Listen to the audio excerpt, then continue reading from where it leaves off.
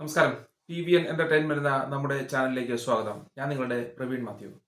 നമ്മളിന്ന് ഡിസ്കസ് ചെയ്യാൻ പോകുന്നത് എറണാകുളം പള്ളുരുത്തിയിലുള്ള സെന്റ് തെരേസ സ്കൂളിൽ നടന്ന ബുർഖ വിവാദത്തെക്കുറിച്ചാണ്. ഇത് ഒരു എന്റർടൈൻമെന്റ് വിഷയം പോലെ തന്നെ നമുക്ക് കണക്കാക്കാവുന്ന ഒരു വിഷയമാണ്. ശരിക്കും പറഞ്ഞാൽ ഒരു സ്കൂളിൽ ഒരു യൂണിഫോം ഉണ്ട്. അതായത് നല്ല രീതിയിൽ മാനേജ്മെന്റ് യൂണിഫോമാലിറ്റിയിൽ കുട്ടികളെ പഠിപ്പിക്കുന്ന, വിദ്യാഭ്യാസം കൊടുക്കുന്ന ഒരു സ്കൂളിലാണ് സാധാരണ യൂണിഫോമും കാര്യങ്ങളും എല്ലാം ഉള്ളത്. ചില മോശപ്പെട്ട ഗവൺമെന്റ് സ്കൂളുകളിലും അങ്ങനെയൊക്കെയുള്ള സ്കൂളുകളിൽ എന്ത് വേഷം കിട്ടിയും പിള്ളേർക്കെല്ലാം അധ്യാപകർ ചോദിക്കത്തില്ല. പഠിക്കുന്നവന് വരുന്നവന് വരാം, പഠിക്കുന്നവന് പഠിക്കാം, പോകുന്നവന് പോകാം എന്ന് കണക്കാക്കുന്ന ചില സ്കൂളുകളിൽ ഈ യൂണിഫോമിന്റെ ഒന്നും ആവശ്യമില്ല.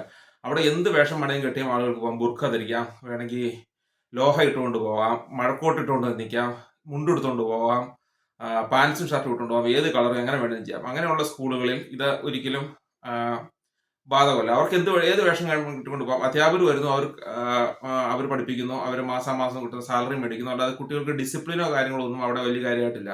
അവിടുത്തെ പിള്ളേർ പഠിച്ചാൽ പഠിച്ചു, പഠിച്ചില്ലെങ്കിൽ പഠിച്ചില്ല, അങ്ങനെ ഒരു ആറ്റിറ്റ്യൂഡാണ് പോകുന്നത്. അതേസമയം ക്രിസ്ത്യൻ മാനേജ്മെന്റ് നടത്തുന്ന പല സ്കൂളുകളിലും എന്ന് പറഞ്ഞാൽ അവർക്ക് കൃത്യമായ ഒരു യൂണിഫോമാലിറ്റി ഉണ്ട്.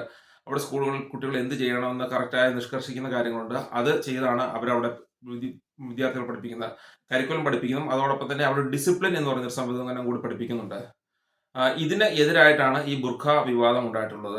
സാധാരണമായി എല്ലാ സ്കൂളുകളിലും ഇപ്പം മുസ്ലിം കുട്ടികൾക്കാണെങ്കിൽ അവർക്ക് തലയിൽ തട്ടമിട്ടുകൊണ്ട് നടക്കാനുള്ളൊരു അതുണ്ട്. തലയിൽ തലമറച്ച് കറുത്ത രീതിയിലുള്ള തട്ടോ അല്ലെങ്കിൽ വെളുത്ത തട്ടോ ഇട്ടുകൊണ്ട് നടക്കാം. അല്ലെങ്കിൽ ചിലര് ചുരിദാറാണെങ്കിൽ ഷാള് തലയിലിട്ടുകൊണ്ട് നടക്കും. ഞാൻ സ്കൂളിൽ പഠിച്ചാണ്. എൻ്റെ സ്കൂളിലും ഒക്കെ മുസ്ലിം പിള്ളേരൊക്കെ പഠിക്കുന്നുണ്ട്. അവർ ചിലര് താട്ടമിട്ടുകൊണ്ട് നടക്കും.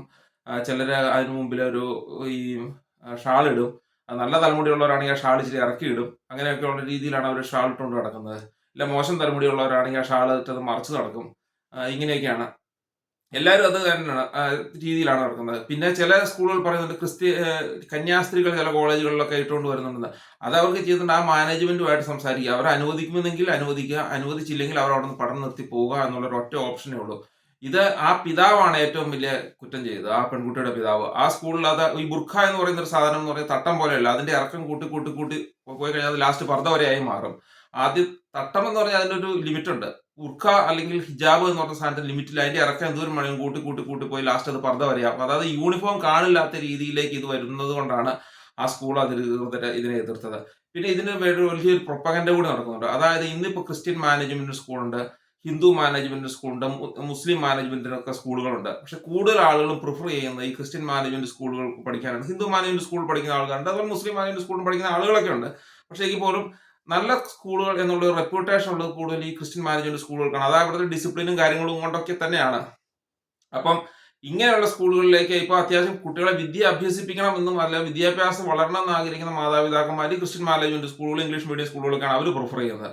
അല്ലാതെ ഈ മറ്റേ സ്കൂളുകളിലേക്കൊന്നും അവർ പോകാറില്ല. അപ്പൊ എന്റെ അടുത്ത് തന്നെ ഒരു മുസ്ലിം കോളേജ് പുതിയതായിട്ട് തുടങ്ങി, പുതിയല്ല കുറെ വർഷമായി തുടങ്ങിയിട്ട്. അത് വേറെ കോളേജുകളുമുണ്ട്. ഈ മുസ്ലിം മാനേജ്മെന്റ് സ്കൂളിന്റെ മുമ്പിൽ എന്നും ഒന്നോ രണ്ടോ വണ്ടി പോലീസുകാർ കിടക്കുന്നതാണ്. എന്താണെന്ന് അറിയത്തില്ല അവിടെ നടക്കുന്നത്. അവിടെ പല പ്രശ്നങ്ങളുണ്ട്, മയക്കുമരുന്ന് ഉപയോഗിക്കുന്നുണ്ട്, അതുകൊണ്ട് ഇതുണ്ടെന്നൊക്കെ പറയുന്നുണ്ട്. പക്ഷെ ഞാൻ പഠിച്ചുകൊണ്ടിരുന്ന കോളേജുകളിലും ഒക്കെ പോലീസ് വരുന്ന പോലെ ഇലക്ഷൻ സമയത്തോ വല്ല ഒന്നോ രണ്ടോ തവണ ഒരു വർഷം പോലീസുകാർ വന്നാലായി, പ്രശ്നം ഉണ്ടായാലായി. ചിലപ്പോൾ ഒരു ഇയറിൽ ഒന്നോ രണ്ടോ തവണ പോലും പോലീസുകാർ. പക്ഷെ ഇതങ്ങനെയല്ല, 365 ദിവസം അവിടെ പോലീസുകാരാണെന്നാണ് പറയപ്പെടുന്നത്. ഒരു പോലീസ് സ്റ്റേഷൻ തന്നെ എന്റെ ബാധിക്കുവാണെന്ന് ആൾക്കാർ പറയുന്നവരുണ്ട്. കാരണം അവർക്ക് ഈ ഇങ്ങനെയുള്ള സ്കൂളുകൾക്ക് നിലവാരമുള്ള വിദ്യാർത്ഥികൾ കിട്ടുന്നില്ല എന്നുള്ളതാണ് അവരുടെ ഏറ്റവും വലിയൊരു പ്രശ്നം. അപ്പൊ ഈ കുട്ടികളെ ഇങ്ങനെ ഒരു പ്രശ്നം, ഒരു പ്രൊപ്പഗൻഡ നടത്തി കുട്ടികളെ ആ കോളേജുകളിലേക്ക്, അവരുടെ സ്കൂളുകളിലേക്ക് ആകർഷിക്കാനുള്ള ഒരു പരിപാടിയാണോ എന്നാണ് നമ്മൾ ചിന്തിക്കേണ്ടത്. അല്ലെങ്കിൽ ഒരിക്കലും ഇങ്ങനെ ഒരു പ്രശ്നം ഉണ്ടാകേണ്ട കാര്യമില്ല. ഈ കുട്ടി ഒരു ദിവസം ഇട്ടുകൊണ്ട് വന്നു. അപ്പോൾ അവിടുത്തെ സിസ്റ്ററോ ആരോ പറഞ്ഞു, ഇത് പ്രിൻസിപ്പൾ പറഞ്ഞു, ഇത് ഈ വേഷം പറ്റത്തില്ല, നിങ്ങൾ ഇരിക്കാൻ പറ്റത്തില്ല. എന്നിട്ടും അവരെ ഓഡിറ്റോറിയത്തിൽ ഇരിക്കാൻ എന്തോ സംഭവിച്ചു. പിറ്റേ ദിവസം ഇത് തന്നെ ഇട്ടുകൊണ്ട് പറഞ്ഞു പറ്റില്ല എന്ന് പറഞ്ഞു. പിന്നെ ചെയ്യുന്ന കാര്യം പറഞ്ഞാൽ ആ കുട്ടി ആ കൊറ്റ മാതാപിതാക്കളെ വിളിച്ചുകൊണ്ട് സ്കൂളിലേക്ക് വരും. എന്നിട്ട് പറഞ്ഞു എന്റെ കുട്ടിക്ക് ഇങ്ങനെ ഈ ബുർഖ ധരിക്കാതിരിക്കാൻ പറ്റില്ല, അതുകൊണ്ട് ബുർഖ ഇടാണ്ട് പറ്റില്ലാത്ത കാരണം എന്നാ ചെയ്യേണ്ട സിസ്റ്റർ എന്ന് ചോദിക്കുമ്പോൾ അവരതിന്റെ ഒരു ഓപ്ഷൻ പറയും. ഒന്നുകിൽ അത് യൂണിഫോം പോളിസിക്ക് ആണ് നിങ്ങളുടെ കുട്ടിയെ ഇവിടെ നിന്ന് മാറ്റുക, അവർക്ക് ബുർഖ ഇടാതെ വരാൻ പറ്റില്ല എന്നൊരു സാഹചര്യമാണെങ്കിൽ അവിടെ നിന്ന് മാറുക.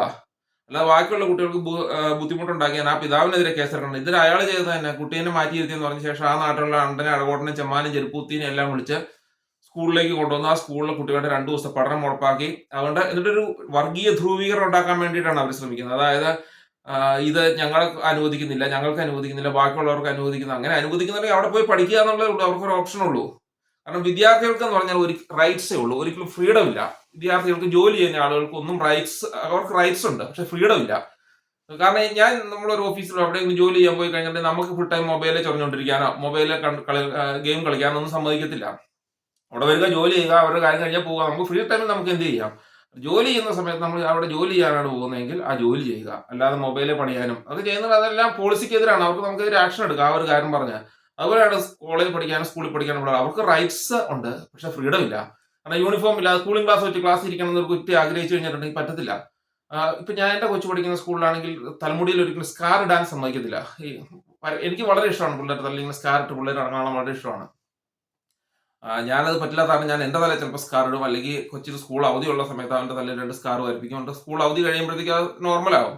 ഈ രീതിയിൽ പല സ്കൂളിനും പല പോളിസി ഉണ്ട്. നമുക്കത് അനുസരിക്കാനേ പറ്റത്തുള്ളൂ. സ്കാർ ഇട്ട് കഴിഞ്ഞ് സ്കൂളിൽ ചെന്ന് കഴിഞ്ഞാൽ നിങ്ങൾക്ക് ചെല്ലാൻ പറ്റില്ല എന്ന് പറഞ്ഞാൽ നമുക്ക് ചെല്ലാൻ പറ്റത്തില്ല, അത്രേ ഉള്ളൂ. കാരണം അവരുടെ യൂണിഫോം പോളിസിക്ക് എതിരാണത്.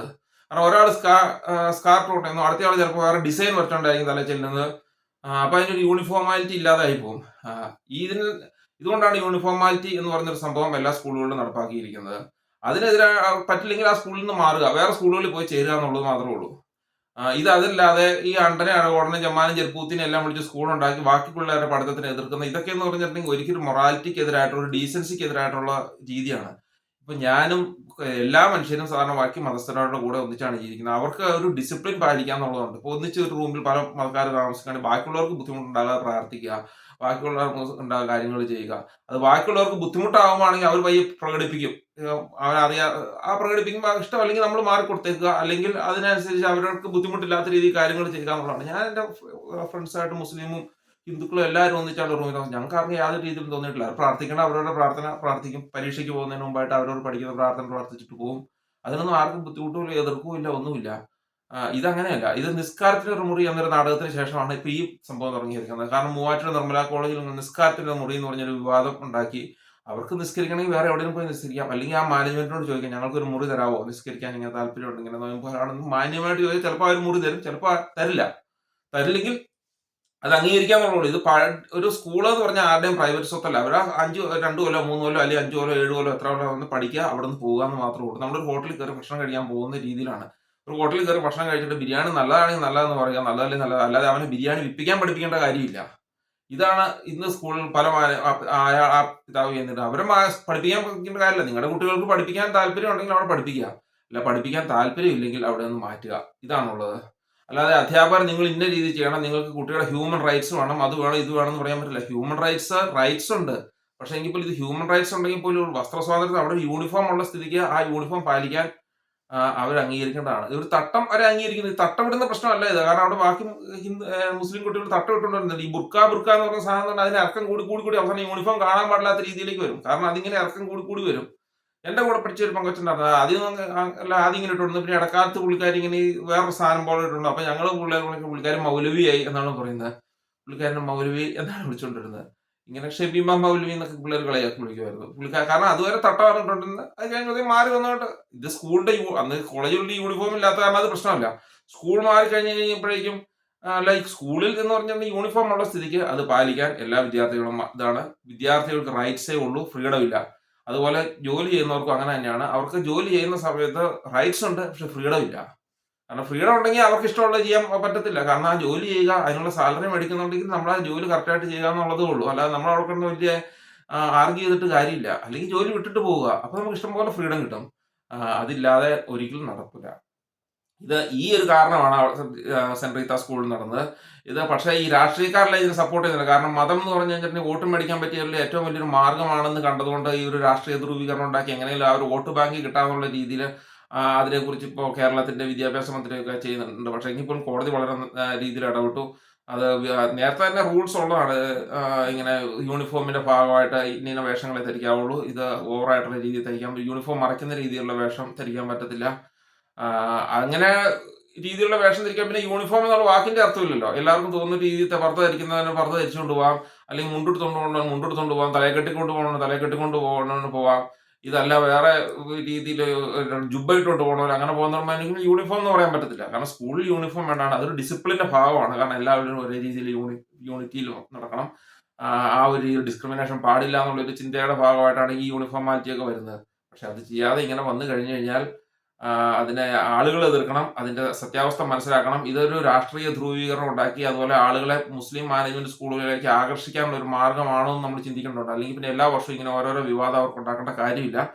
കാരണം സ്കൂളുകളിലെ